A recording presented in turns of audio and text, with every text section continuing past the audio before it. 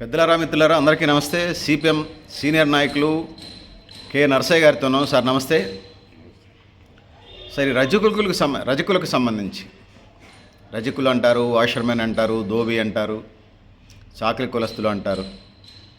ఈ కులం మీ మార్కిస్ట్ పందాలో కులాలు ఎలా ఏర్పడ్డాయి అనేది కులాలు బ్రీఫ్గా 2 మాటలు చెప్పి, చాకలి కులస్తులు లేకపోతే రజకులు వీళ్ళకి సంబంధించినటువంటి వివరాలు చెప్పండి సార్. చారిత్రకంగా చూసినప్పుడు కులాలని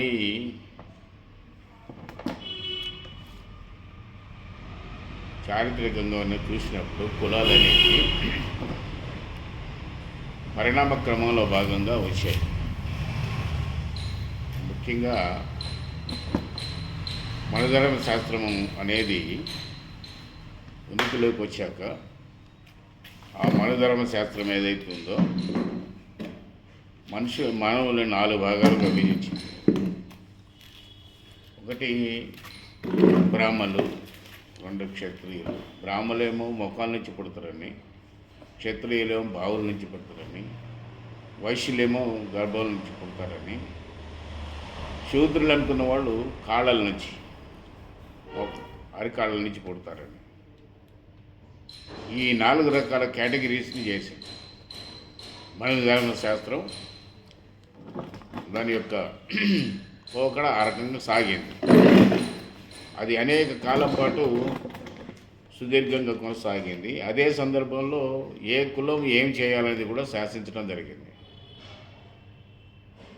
బ్రాహ్మణులేమో దిశానిర్దేశం చేసేవాళ్ళు, క్షత్రియులేమో పరిపాలన చేసేవాళ్ళు. అంటే పరిపాలకులకు, రాజులకు, వీళ్ళకందరికీ దిశానిర్దేశం చేసే స్థితిలో బ్రాహ్మణులు ఉండేవాళ్ళు. వాళ్ళ స్థానం అది. పరిపాలన చేసే స్థానం ఇది. వ్యాపారం చేసేది వైశ్యులు. ఇక శూద్రులు వీళ్ళ ముగ్గురికి సంబంధించిన అన్ని రకాల పనులు చేయడానికి శూద్రులు. ఇది మన ధర్మశాస్త్రంలో రాజ్యాంగం. అదొక రాజ్యాంగం. ఆ రాజ్యాంగంలో రచించబడింది దానికి అనుగుణంగా కింద వీటిని అమలు జరపడానికి ఆనాడు ఆ పాలకులు మన ధర్మశాస్త్రం ఏదైతుందో ఒక మోడల్ వ్యవస్థ బ్రాహ్మణులు, బ్రాహ్మణిజం, దాని యొక్క ఆధిపత్యమే మొత్తం వీటినన్నిటి ఎవరేం చేయాలనేది నిర్ణయించడం అనేది ఆనాడు ఉండేది. ఆ రూపంలో ఏంటంటే కులాలు వర్ణాలుగా 3 వర్గాలుగా విభజించి 4 వర్గాలుగా విభజించి కులాల్ని చూపించారు. ఇక రాను ఏంటంటే శూద్రులు అనుకున్న వాళ్ళని వివిధ రకాల పనులు కేటాయించారు కదా. శూద్రులకి కాళ్ళ కింద బాధల నుంచి వచ్చిన వాళ్ళు ఈ పై ముగ్గురికి సంబంధించిన అన్ని రకాల పనులు చేయాలి. అది చెప్పులు కావచ్చు, బట్టలు కావచ్చు, లేకపోతే బట్టలు తయారు చేయడం కావచ్చు, బట్టలు ఉతకడం కావచ్చు, శుభ్రం చేయడం కావచ్చు, లేకపోతే ఇళ్లల్లో పనులు చేయడం కావచ్చు. వాళ్ళకి అవసరమయ్యే సర్వం పనులు అవుతున్నాయి. వాటన్నింటినీ చేయడానికి ఎవరెవరు ఏం చేయాలని పంపకం చేశారు. ఆ పంపకం చేసిన దాంట్లో భాగంగానే వివిధ వృత్తులు వచ్చినాయి. ముందు కులాలు రాలే, ముందు వృత్తులు వచ్చినాయి. ఆ వృత్తుల ప్రకారం ఏంటంటే చెప్పులు కుట్టేవాళ్ళని, మాది వాళ్ళని, అంటే అస్పృశ్యులు, అంటే నోళ్ళు పెట్టుకొని కూడా తీస్తారు కాబట్టి అస్పృశ్యులు. అట్లాగే బట్టలు శుభ్రం చేయడానికి రజకులు, అంటే ఆనాడు చాకళ్ళు అనే పేరుతోటి తీసుకొచ్చారు. సరే, అది అనేక రకాలుగా మారుతూ వచ్చింది. అది ఒక భాగం. తర్వాత ఈ రజకులు అనుకున్న వాళ్ళు ఒక ఇళ్లలో పోయి బట్టలు ఉతికే కాకుండా ఈ గ్రామాలలో ఉండే కర్ణాలు, అట్లాగే జాగీర్దారులు, జమీందారుల నుంచి వాళ్ళ ఇళ్లలో పనిచేసి వచ్చేవాళ్ళు. వెట్టి చాకిరి మోడల్ చెప్తారు. దాని బదులు ఇనాం భూములు ఇచ్చేవాళ్ళు. అట్లాగే మంగలి క్షౌరం చేయడానికి మంగలి. ఇట్లా క్షౌరం చేసేవాళ్ళందరినీ మంగలిగా నామకరణం చేశారు. ఇట్లా వివిధ రకాల పనులు చేసేవాళ్ళందరికీ వివిధ రకమైన వృత్తులు. వేటాడేవాడికి ఒకటి, చేపలు పట్టేవాడికి ఒకటి, ఇట్లా అనేక రకాలు అనమాట. ఓకే నరసయ్య గారు, భారతదేశంలో 5 నుంచి 7 వేల కులాలు ఉన్నాయంటున్నారు. ఇంకా సంచార జాతులు అడ్రస్లే దొరకట్లేదు. మిగతా సందర్భంలో అవి చర్చించుదాం. నేను కానీ ప్రస్తుతం నేను రజకులకు సంబంధించి నేను వస్తాను, ఆ వృత్తి అందులో స్వభావం బాగా ఏంటి, వస్తాను. ఎట్లా ఏర్పడ్డది, వృత్తి స్వభావం ఏంటి, ఏం అది జరుగుతుంది, పక్కన పెట్టండి. మీరు చాలా కాలం సుదీర్ఘకాలం 5 దశాబ్దాల పైగా. Sir right. అందుకని ఆ కులాల వృత్తుల పేరుతో వచ్చి వృత్తులు విభజింపబడ్డాయి. ఎవరెవరు ఏ వృత్తులు చేసేవాళ్ళు అనేది ఉన్నది. ఇక రాను ఆ వృత్తులు అయితే కులాలుగా రూపాంతరం చెందినాయి. కులాలుగా రూపాంతరం చెందిన తర్వాత కులాలకు కొన్ని నియమాలు కట్టుబాట్లు వచ్చినాయి. ఆ నియమాలు కట్టుబాట్లు ఏ కులానికి ఎలాంటి నియమాలు కట్టుబాట్లు ఉండాలనేది అది కూడా నిర్ణయించబడింది ఆనవాళ్ళు.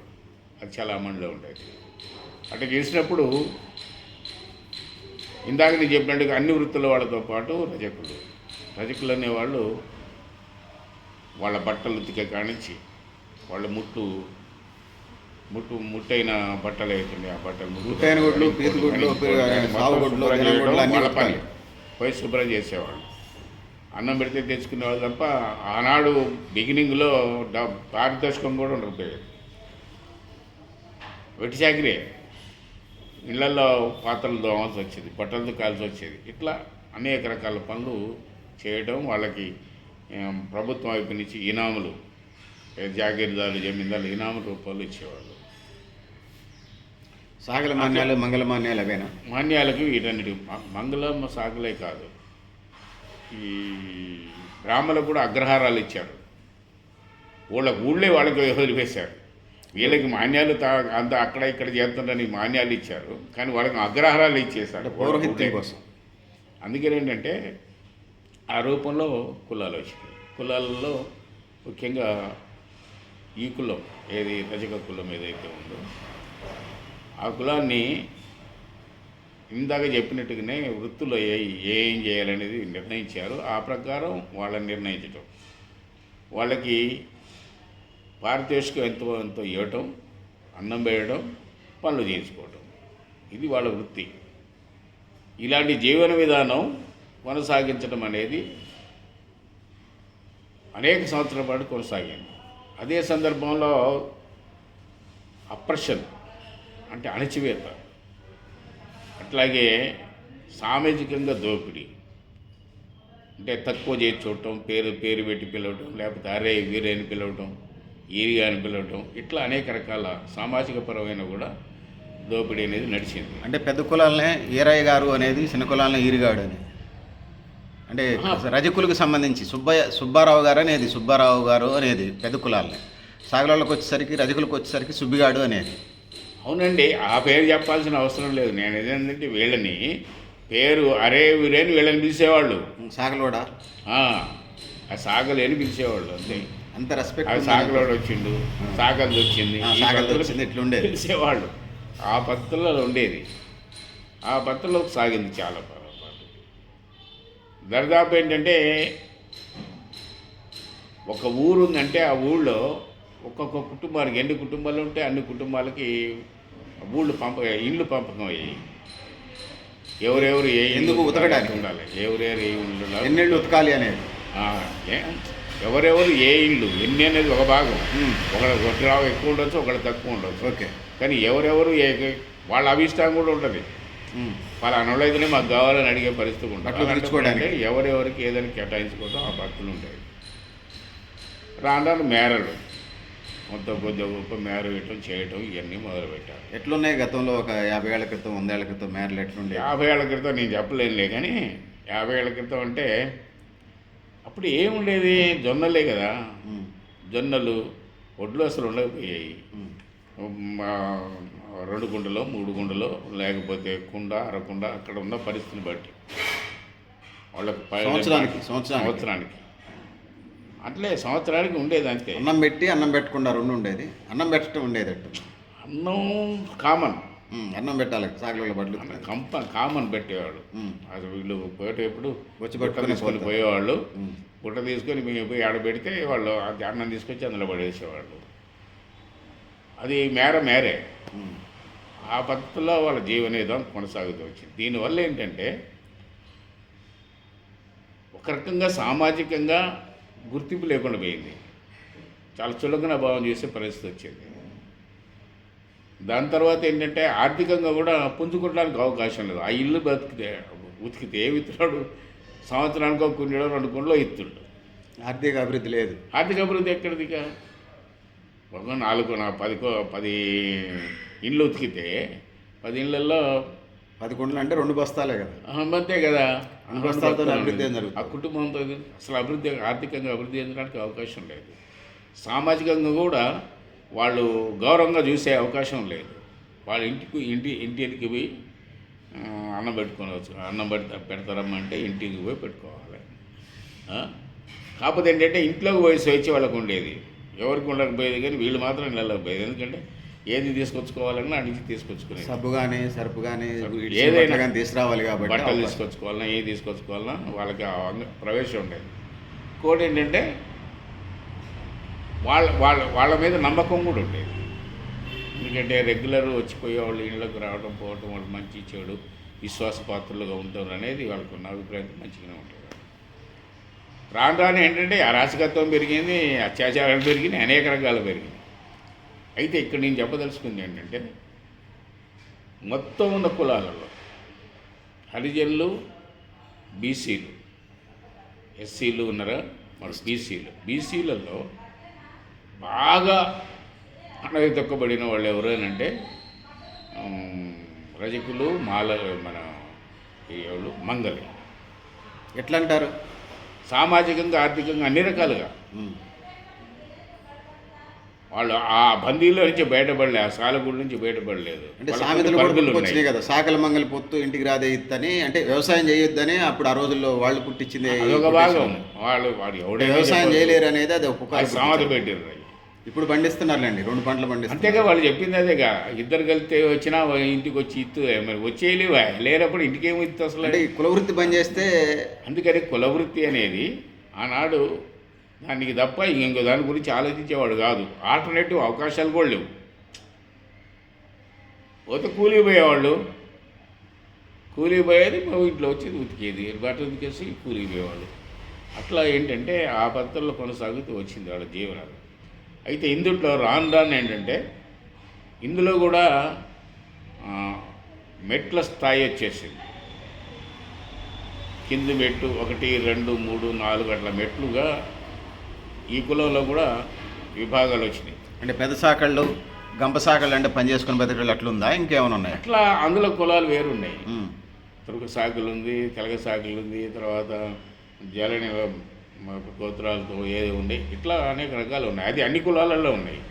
ఇప్పుడు గొల్లాల్లో తురుకు సాకళ్ళు అంటే వాళ్ళ ఆ కులం వాళ్ళు పెళ్లి చేసుకున్నారా, లేకపోతే తురుకోళ్ళు రజక వృత్తి చేస్తున్నారు, సాకల పని చేస్తారు? కాదు. వాళ్ళు వృత్తి చేసి ఉతికేవాళ్ళే. వాళ్ళు ఉతుకుతారు, ఎవరైనా ఉతికేవాళ్ళే. కానీ వాళ్ళకి అది ఆపాదించబడ్డది. ఎందుకు ఆపాదించబడ్డదో మనకు తెలియదు. అట్లా ఇప్పుడు కర్ణగొల్ల, ఎర్రగొల్ల, గొల్లలు ఉన్నారు. అట్లాగే ప్రతి కులంలో కూడా అలాంటి తెగలు ఉన్నాయి. సబ్ డివిజన్స్ చేశారు, ఉపకులాలు ఉన్నాయి, ఉపవిభజన చేశారు, ఉపకులాలు ఉన్నాయి. అసలు రాను అవన్నీ ఉపకులాలుగా మారిపోయినాయి. అది ఒక భాగం. ఇక్కడ నేను చెప్పదలుచుకున్న పాయింట్ ఏంటంటే బాగా వెనకబడి ఉన్న కుటుంబాలు ఆర్థికంగా, రాజకీయంగా, సామాజికంగా, సాంస్కృతికంగా కూడా బాగా వెనకబడిన కుటుంబాలు. అయితే ఇందులో నేను చెప్పిన మెట్ల సిస్టమ్ వచ్చింది, నిచ్చెన మెట్ల కుల వ్యవస్థ సిస్టమ్ వచ్చింది. కుల వ్యవస్థ కాదు, ఈ కులంలోని నిచ్చెన మెట్లు వచ్చేసినాయి. ఎట్లా అంటారు? ఒకటి అచ్చంగా వృత్తి మీద ఆధారపడి జీవించేవాడు. అట్లాగే ఆ వృత్తిలో ఉన్న వాళ్ళకి అంటే కొద్ది గొప్ప భూములు ఉన్నోడు వాడు కష్టపడి ఈ పని వృత్తి చేసుకుంటే కష్టపడి పంట పండించుకునే రకంగా ఉన్న బాపతు. అట్లా ఏంటంటే వాళ్ళ పిల్లలు చదివించుకోవడానికి కానీ ఇంకోటి కానీ అవకాశం ఉంటుంది. అంటే కొంత ఆర్థిక వెసులుబాటు కలగడానికి ఇందులో ఒక సెక్షన్కి అవకాశం దొరికింది. ఏ రూపంలో అయితే రెండోది ఏంటంటే ఆ ఆర్థికంగా వెసులుబాటు ఎప్పుడైతే వచ్చిందో చదువుకునే అవకాశం కూడా వచ్చింది. చదువుకునే అవకాశం వచ్చిన తర్వాత చదువుకున్న తర్వాత ఉద్యోగాలు దొరికే అవకాశం ఉంది కాబట్టి రిజర్వేషన్స్ ఉన్నాయి కాబట్టి ఉద్యోగం. అంటే ఒకటి వృత్తి చేసుకునేవాడు, రెండోది రైతు వ్యవసాయం చేసుకునే పరిస్థితి, మూడోది చదువుకునే పరిస్థితి, నాలుగోది ఉద్యోగం చేసే పరిస్థితి. ఇట్లా ఇన్ని రకాలుగా మారుతూ వచ్చింది. ఆర్థిక స్థితిగతులను బట్టి ఆ పరిస్థితులు మారినాయి, ఒక మాటలు చెప్పాల్సి వస్తుంది. దీనివల్ల ఏంటంటే కింద ఉన్నవాడు ఎవడైతే ఉన్నాడో, వృత్తి చేసేవాడు ఎవడైతే ఉన్నాడో, ఈ వృత్తి చేసేవాడు దానికే పరిమితమైనాడు, అందులో నుంచి బయటపడటం లేదు. కానీ ఈ మిగిలిన మూడు వాళ్ళు ఎవరైతున్నారో వాళ్ళు ఏమంటారు, పరిపక్వత చెందే అవకాశం వాళ్ళకు వచ్చేసింది. అంటే వీళ్ళలాగా అట్టడుగున పడి ఉండి అదే తిండి, అదే తిప్పులు, అదే పని, అదే వరం కాకుండా ఈ మూడు రకాల తరగతులు ఎవరు అవుతున్నారో వాళ్ళు మూడు రకాలుగా మార్పులు చేయడానికి అవకాశం ఏర్పడింది. ఒకటి వ్యవసాయ రంగంలో రాణించే అవకాశం వచ్చింది, విద్యారంగంలో రాణించే అవకాశం వచ్చింది, విద్యారంగంలో వచ్చిన తర్వాత చదువుకునే అవకాశం, ఉద్యోగం చేసుకునే అవకాశం, ఉద్యోగం చేసుకున్న తర్వాత వాడు ఇంకా బలపడే, ఇంకా అభివృద్ధి అయ్యే అవకాశాలు, పైకి పోయే అవకాశాలు తప్ప కింద లేవు. అంటే దీన్ని బట్టి ఏంటంటే ఆర్థికంగా అంతరాలు పెరిగినాయి, సామాజికంగా చేసినప్పుడు వాళ్ళకున్న అలవాట్లు, పద్ధతులు, ఆచారాలు ఇవన్నీ కూడా అందులో కూడా మార్పులు చేర్పులు జరిగినాయి. అది ఏ స్థితికి పోయిందంటే వృత్తి చేసుకునే వాళ్ళ ఇంటికి పోయి వృత్తి చేసుకున్న చదువుకొని ఉద్యోగం చేసేవాడు తినటానికి కానీ, వాళ్ళ ఇంట్లో కూర్చొని తినటానికి కానీ, మంచి నీళ్ళు తాగటానికి కానీ సిద్ధపడిన పరిస్థితి కూడా వచ్చేసింది. నేను చాలామంది చూశాను. నేను పోయి కూర్చున్నాను. మీరు లీడర్ కాబట్టి కూర్చున్నారు, ఓకే. నేను అడగదలుచుకున్నది ఏంటంటే మీ ప్రకారం రజకులు బాగా అభివృద్ధి చెందారు. అభివృద్ధి చెందడం కాదు, అభివృద్ధి చెందిన వాళ్ళు అని చెప్తాను నేను. చెందిన వాళ్ళు అనేది ఎంత పర్సెంట్ ఉన్నారు? పుట్టుస్వామి కమిషన్ రిపోర్ట్ ఏం చెప్తుంది? పుట్టుస్వామి కమిషన్ రిపోర్ట్ ప్రకారం తెలుగు రాష్ట్రాలకు సంబంధించి 100కి 9% మందే అభివృద్ధి చెందారు అంటున్నారు. మిగతా 91% వెనకబడి ఉన్నారని నేను చెప్పినో లేకపోతే నేను పనిచేసే వేదికలు కాదు చెప్పింది. రజక కులస్తులు మీకు స్పెసిఫిక్గా చెప్పాలంటే చాకలి కులస్తులు, లేకపోతే దోబి అనండి, ఓషర్మెన్ అండి. వీళ్ళు 100కి 9% అంటే ఇప్పుడు ఇంకా 2-3% అదనంగా పెరిగి ఉంటారేమో. డెవలప్ అయింది. మీరు చెప్పడం ఎట్లుందంటే మీ పార్టీ కోణంలో చెప్తున్నారు, వర్గం మోడల్లో చెప్తున్నట్టుగా. పార్టీ కోణం పక్కన పెట్టండి, పార్టీ కోణం కాదు నేను చెప్పేది. 4 రకాల కమిషన్లో రజకులు 15% కూడా డెవలప్ కాలేదని మిత్రమా.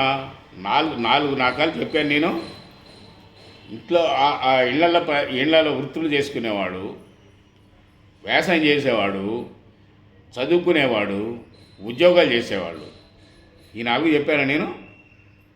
ఈ 4 చెప్తే ఈ కింది వాళ్ళు ఎంతమంది ఉంటారు, ఆ 4 ఎంతమంది ఉంటారు? నువ్వు చెప్పిన ప్రకారం అది ఉంటుంది. దాంట్లో పోవటం నేను అసలు పర్సంటేజ్ ఏంటనే దాంట్లో పోవటం లేదు. పర్సంటేజ్ పక్కన పెట్టు. నేననే పాయింట్ అంటే 4 రకాలుగా మారిపోయింది. ఇందులో మారిపోయిన దాంట్లో రాను అసలు కింది వాడిని గుర్తించే పరిస్థితి లేకుండా పోయింది. ఈ కులంలో ఉన్నవాడే ఆర్థికంగా, రాజకీయంగా, సామాజికంగా అభివృద్ధి అయినాడు ఎవరైతే ఉన్నారో వాళ్ళు వీళ్ళని సామాజికంగా సమతుల్యంగా చూసే అవకాశాలు లేకుండా పోయినాయి. కొంచెం ఏమంటారు దాన్ని, ఆంభావ ధోరణి లేదు, తక్కువ చూపు చూసే ధోరణి కూడా ఏర్పడింది. నేను నా అనుభవంలో చెప్తున్నాను. నేను ఇక్కడ వ్యవసాయ కార్మిక సంఘం ఆధ్వర్యంలో రజక వృత్తుల సంఘాన్ని కూడా ఆర్గనైజ్ చేశాం. మీ పార్టీ ఉంది రజక వృత్తిదారుల సంఘం. రజక వృత్తిదారుల సంఘం ఆర్గనైజ్ చేశాం వ్యవసాయ కార్మిక సంఘం వైపు నుంచి. మొత్తం ఖమ్మం డివిజన్ 8 మండలాలు ఉన్నాయి. ఈ 8 మండలాలలో అన్ని మండలాల్లో కమిటీలు వేసి అక్కడున్న మన మేరలేంటి, జొన్నలు ఇస్తున్నారా, వడ్లు ఇస్తున్నారా, లేకపోతే ఏమి ఇస్తున్నారు, ఎంత ఇస్తున్నారు, ఈ మొత్తం సర్వే చేయించి మేరల పెంపకానికి ఒక పెద్ద ఉద్యమం తీసుకున్నాం. ఇట్లా మీ నివేదికలో మీ సర్వేలలో ఏం తేలింది? రజక వృత్తిదారులు ఎలా బతుకుతున్నారని వచ్చింది మీ రిపోర్ట్. ఏది రజక కులస్తులు ఎట్లా బతుకుతున్నారు, జీవన పరిస్థితులు ఎట్లున్నాయని వచ్చింది. దీని పరిస్థితి అంటే వృత్తి చేసుకునేవాడు వృత్తి చేసుకుంటాడు, దీంతో పాటు కూలి చేసుకుంటాడు, అంతే. ఇక అంతకంటే వాళ్ళకి అదనంగా వచ్చేది ఏం లేదు. భూస్వాములు ఎవరు అయితే ఎవరు కింది వాళ్ళు ఈ వృత్తి మీద ఆధారపడ్డవాళ్ళు ఆ కూలినాలు చేసుకునేవాళ్ళు తప్ప మిగిలిన చదువుకున్న వీళ్ళందరూ కూడా వాళ్ళు ఆ స్థాయికి వెళ్ళిపోయారు. భూములు ఎవరిని ఉన్న వాళ్ళు ఉన్నారా? 10 ఎకరాలు, 20 ఎకరాలు, 50 ఎకరాలు ఉన్న శాఖలు ఎవరిని ఉన్నారు? ఎందుకంటే చాలా మంది ఉన్నారు. ఎంతమంది ఉంటారు సుమారు? చాలా మంది. మీరు ఖమ్మం జిల్లాకి 100కి 7-8 మంది ఉంటారు. 10 ఎకరాలు, 20 ఎకరాలు, 10 ఎకరాలు కోటీశ్వర్లు కూడా ఉన్నారు. ఖమ్మం టౌన్లో తీసుకుంటే నీకు ఎవడు తక్కువ ఉన్నాడు? అసలు ఎవరికి వృత్తి చేసేవాళ్ళు మా వెంకన్న గారు, ఏది మన పిల్లటి వెంకన్న గారు, ఆయన పార్టీకి టౌన్ పార్టీ సెక్రటరీగా ఉండేవాడు. సెక్రటరీగా ఉండి ఆయన మొత్తం గుడ్డలన్నింటినీ మూట కట్టుకొని మోసుకొని పోయి ఏటికాడ ఉతికి మళ్ళీ తీసుకొని వచ్చేవాడు. సిపిఎం టౌన్ పార్టీ సెక్రటరీగా ఉండి పెద్ద జిల్లా నాయకుడిగా ఉండి మా అందరికీ ఉన్న కమ్మ లేదు, రెడ్డి లేదు, అందరికీ కూడా పెద్ద నాయకుడిగా గౌరవం పొందే వ్యక్తి పోయి వచ్చేవాడు. భార్య ఆయన ఇద్దరు కలిసి పోయి ఉతుక్కొని తీసుకొచ్చి ఇచ్చేవాడు. ఇస్త్రీ చేసేది ఆయనే. మరి అది ఎక్కడి నుంచి వచ్చింది? అంటే రజకులు బాగా అభివృద్ధి చెందారంటారా మీరు?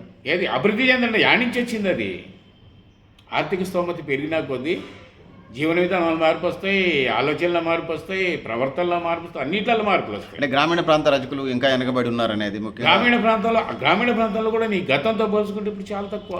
ఉత్తర తెలంగాణ, దక్షిణ తెలంగాణ బాగా వెనకబడి ఉన్నారనేది ఖమ్మం జిల్లా చెప్తుంది. నేను ఉత్తర తెలంగాణలో వచ్చి ఎక్కడైనా ఉత్తర తెలంగాణ ఒక రజకులే కాదు, అందరూ వెనకబడే ఉన్నారు. మన అంశం రజకులకు సంబంధం. అందుకని మరి ఉత్తర తెలంగాణ ఎందుకు మొత్తం కూడా చూసినప్పుడు ఏంటంటే ఎక్కడైనా ఒక చోట తక్కువ ఉండొచ్చు, ఒక చోట ఎక్కువ ఉండొచ్చు, ఇంకో చోట ఇంకా దారుణంగా ఉండొచ్చు, ఏమైనా ఉండొచ్చు. టోటల్గా చూసుకున్నప్పుడు ఏంటంటే ఇందులో కూడా ఆనాడు వృత్తి మీద ఆధారపడి జీవించిన కుటుంబాలు అయితే ఉన్నాయో ఆ కుటుంబాలు బేసిక్గా ఉండొచ్చు. వాళ్ళ తల్లో తండ్రో తాతలో ముత్తాతలు ఉండొచ్చు. కానీ వాళ్ళ పిల్లలు వాళ్ళందరూ కూడా వృత్తి చేసుకునే వాళ్ళుగా మిగలేదు. వాళ్ళు చదువుకునే వాళ్ళకునో, ఉద్యోగం చేసుకునే వాళ్ళకునో, వేరే వ్యాపారం చేసుకునే వాళ్ళకునో అనేక రకాల పనులు చేసుకోవడానికి అనేక వ్యాపకాలకి డైవర్ట్ అయిపోయారు. అంటే ఆ రోజుల్లో 77కు ముందు కుటుంబ నియంత్రణ ఆపరేషన్లు ఉన్నట్టుగా లేదు. ఇందిరాగాంధీ ఎమర్జెన్సీ పెట్టే వరకు 5 మందిని 10 మందిని పిల్లలకనే వాళ్ళని సాధటానికి పెంచి పెద్ద చేయడానికే సాధ్యం కాకపోయేది. మీరేం అభివృద్ధి చెందారు రజకులు అని అంటున్నారు. 70-80 దాకా వెనకబడి ఉన్నారనేది అనేక నివేదికలు చెప్తున్నాయి. మీరేం బాగా అభివృద్ధి చెందారని కరెక్ట్? మీరు దాన్ని వక్రీకరిస్తున్నారు. ఎట్లంటే నేను చెప్పేది 77-80 దాకా కుటుంబ నియంత్రణ లేదు, పిల్లలు ఎక్కువ మంది ఉండేది. ఉదాహరణతో సహా చెప్తా, చెప్పండి. మా రావణపేటలో మొత్తం 10 కుటుంబాలు ఉన్నాయి. ఈ 10 కుటుంబాలలో అంతకుముందు వృత్తి చేసిన వాళ్ళు 2-3 కుటుంబాలే, మిగిలినంతా వ్యవసాయదారులే. మా కుటుంబంతో సహా మేము వృత్తి చేయాలి మా వాళ్ళు ఉంటాను. అట్లా ఉన్న కుటుంబాలు ఆ 3-2 కుటుంబాలు అవి ఇప్పుడు కూడా అవి ఉన్నాయంటే లేవు, అవి కూడా లేకుండా పోయినాయి. అట్లే కాదు, నీకు ఖమ్మం డివిజన్ ఖమ్మం చుట్టుపక్కల ఏడికైనా తీసిపోయి చూడు, నీ వృత్తి చేసేవాళ్ళు లేరు. దరిదాపు ఆ వృత్తి మీద ఆధారపడి జీవించేవాళ్ళు ఒకళ్ళు ఇద్దరు ఎవరన్నా ఉండొచ్చు ఊళ్ళలో తప్ప ఎవరు లేరు. ఎందుకనంటే ఆ వృత్తి చేసుకునే అవకాశం లేకుండా పోవడానికి కారణం ఒకటి జనరేషన్ల మార్పులు వచ్చింది. వాళ్ళకు జనరేషన్లో కూడా చాలా మార్పులు వచ్చినాయి. రెండవది ఏంటంటే ప్రతి ఊళ్ళో పని మనుషులు పెట్టుకుంటారు. ఆ పని మనుషులు వాళ్ళ ఇల్లు విభాగం చేయడమే కాకుండా బట్టలు కూడా ఉతుకుతున్న పరిస్థితులు ఉన్నాయి. శాఖల వృత్తి అన్ని కులాలు షేర్ చేసుకుంటున్నాయి. అన్ని షేర్ చేసుకుంటాం కాదు, షేర్ చేసుకోవడం పక్కన పెట్టు. అసలు ఆ వృత్తి ఒకళ్ళది ఇది అని చెప్పగలిగే వీడిదే ఈ వృత్తి అని చెప్పే అవకాశం లేకుండా పోయింది. ఉతుకుతానే ఎప్పుడైనా ఉతుకుతుండు. బాబునాడు కూడా ఇళ్ళలో పనిచేసేటప్పుడు ఆర్థికంగా లేనాడు బాబునాడు లేదు. వాళ్ళు ఉందే తక్కువ. మీరు లెఫ్ట్ ఓరియంటేషన్ చెప్తున్నారు. బ్రాహ్మిన్స్ ఉన్నది దేశంలో 2% కూడా లేరు. కుటుంబం తగిలితే వాళ్ళని మీరు బాగా ఎక్స్పోజ్ చేసి చెప్తుంటారు. వాళ్ళ జనాభా ఎంతో మాకు బ్రాహ్మిన్స్ అట్లా ఉంచండి. అంటే ఇప్పుడు నేను మొత్తం ఉన్న ఎదుర్కొన్న నాకు ఒకటి చెప్పండి, పరిస్థితి అట్లనే ఉందని నాకు ఒకటి చెప్పండి. పెళ్ళిళ్ళు జరుగుతుంటే బట్టలు ఉతికేదో 15 రోజులు రజకులు సాకలోళ్ళు ఉతుకుతారు. ఇప్పుడు ఎవడన్నా పోతుండా? ఇప్పుడు బ్రాహ్మిన్స్ వచ్చి ఒక గంట మంత్రాలు చదివితే లక్షల వేలల్లో నుంచి లక్షల్లో ఇస్తున్నారు. బట్టల సాకలోళ్ళకి పతానపేట దగ్గర నుంచి అన్ని కార్లు ఇచ్చే దగ్గర నుంచి అన్ని పనులు చేస్తారు. రజకులకు ఎంత ఇస్తున్నారు చెప్పండి? నేను అట్లా చెప్తా, అట్లా అనుకునే నీ బట్టలు ఉతికి ఇస్తడి చేయమని ఎంత ఇస్తే తీసుకుంటాడు. గంజి షర్ట్ పొడి ఇస్త్రీ ఓకే అట్లా ఉంచండి, కాదండి మళ్ళీ అది కూడా రోబోలాగా పనిచేయాలి. అసలు నీకు ఖమ్మం టౌన్లో నీకు రజకులు ఎన్ని కుటుంబాలు ఉన్నాయి చెప్పు? దాదాపు ఒక 500-600 కుటుంబాలు ఉంటాయి. ఈ 500 కుటుంబాలు ఉంటాయి. ఈ 500 కుటుంబాలలో నలుమూల ఏడ తిరిగి చూసిన ఈ 500 కుటుంబం ఎన్ని కుటుంబాలు బట్టలు తీసుకొచ్చి వృత్తి చేస్తారో చూపించండి నాకు. అసలు ఏ మూలగా పోయినా ఎక్కడికి పోయినా ఇప్పుడు ప్రతి ఇంట్లో ప్రతి అపార్ట్మెంట్లో వాచ్మెన్లు ఉంటారు. ఉండేవాళ్ళంతా వాళ్ళే ఆడనే ఇస్త్రీ చేసుకుంటారు, వాళ్ళు చేసేసుకుంటారు, అయిపోతుంది. బట్టలు ఉంటున్నారులే, వాచ్మెన్లు ఉంటున్నారు. ఖమ్మం టౌన్లో ఎన్ని అపార్ట్మెంట్లు, అన్ని అపార్ట్మెంట్లలో ఒకళ్ళు ఇద్దరు ఉదయం 500 అపార్ట్మెంట్లు అంటే 500 మంది వాళ్ళే ఉంటున్నారు. 500 అపార్ట్మెంట్లోనే వాళ్ళే ఉంటారు, ఇంకోళ్ళు లేడు, ఇంకోళ్ళు ఉండరు. అసలు ఖమ్మం అసెంబ్లీ నియోజకవర్గంలోనే 10,000 మంది పాపులేషన్ చెప్తున్నారు. అందుకేనేంటంటే నేననే పాయింట్ ఏంటంటే ఇదివరకు ఒక కుటుంబం గ్రామంలో కుటుంబం ఉంటే ఆ కుటుంబంలో ఉన్న వాళ్ళంతా వృత్తి చేసేవాళ్ళు, వ్యవసాయం వాడుకనుంటే చేసుకునేది. ఇప్పుడు ఆ పరిస్థితి పోయింది. ఊళ్ళో ఎవరో ఒకళ్ళు ఏమైనా అవకాశం ఉంటే ఉతకటం, అవసరం ఉంటే ఉతకటం, మిగిలిన చదువుకోవటం, చదువుకున్న తర్వాత ఉద్యోగాలకు వెళ్ళిపోవటం, ఈ రకమైన పరిస్థితి. అంటే ఈ పరిణామ క్రమం అనేది వచ్చింది. దీన్ని ఎవరు ఇష్టం ఉన్నా లేకపోతే అంగీకరించాల్సిందే, అందులో మినహాయింపు లేదు. ఎందుకంటే ఇప్పుడు నీకు కేటీపీఎస్ తీసుకో, కేటీపీఎస్లో ఉన్న ఉద్యోగస్తులలో బీసీల పర్సంటేజ్ ఎక్కువ ఉంటుంది. అందులో ఫోర్మెన్లుగా లేకపోతే హై లెవెల్ జాబ్ హోల్డర్స్గా దాదాపు నాకు తెలిసిన మేరకు 20 మంది ఉన్నారు. నాకు తెలిసిన మేరకు మిగిలినంత మందిలో తెలియదు. వాళ్ళు మా ₹1,00,000, 1,00,000, 2,00,000, 3,00,000తో ఆ స్థాయిలో ఉద్యోగాలు ఉన్నవాళ్ళు ఉన్నారు. వాళ్ళ పిల్లల వృత్తిలోకి పోతారు. వాళ్ళ స్థాయికి ఎవరు కింది స్థాయి నుంచి వచ్చిన వాళ్ళే. ముసలయ్య గారు ఉన్నాడు ఇప్పుడు, పాల్వంత ముసలయ్య గారు కుటుంబం భద్రాచలం వాళ్ళది. వాళ్ళు వృత్తి చేసిన కుటుంబం అది. ఇప్పుడు ముసలయ్య గారు వృత్తి చేసిండా? ముసలయ్య గారు ఫోర్మెన్గా మొత్తం దానికి 2,00,000, 3,00,000 శాలరీ డ్రా చేసుకునేవాడు. ఆయనకి ఇప్పుడు పెన్షనే 1,20,000 ఏమి వస్తాయి. అట్లేంటంటే ఒక ముసలయ్య గారిని ఉదాహరణకు చెప్తాను.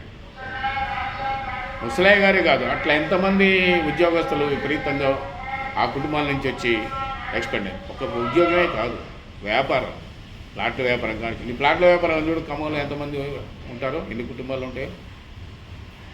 అందరూ రియల్ ఎస్టేట్ అంటున్నారులేండి ఇప్పుడు.